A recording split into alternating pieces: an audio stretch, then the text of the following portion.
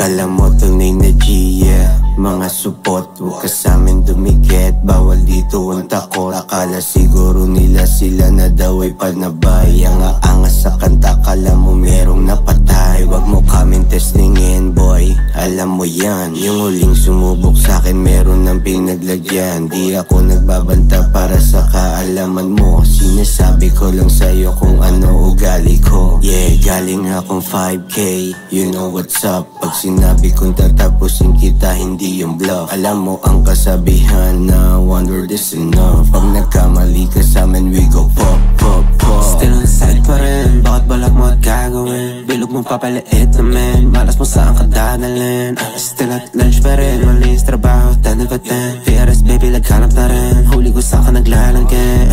It's on side, point lang baby, head cha cha, bali pag isa pa. Normal na lang sana kung marunong lumugara.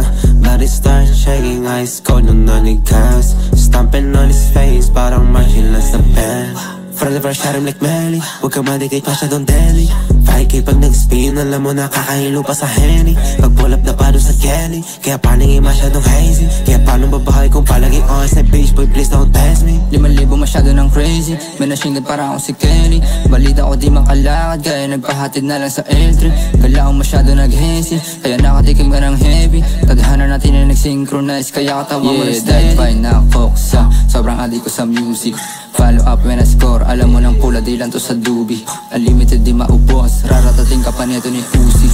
Pinapakapal daw, araw-araw yan lang ang aming routine. Di katulad mo wannabe G, naghihintay ka na ng biyahe to movie. Akala mo lang mabilis, na yung andar parang wali sa pusi. Gamitan ng keso yung ras, talagang madali yan na mahuli. Kung makita kami na may cash, alam mo may presyo na tong mga bully.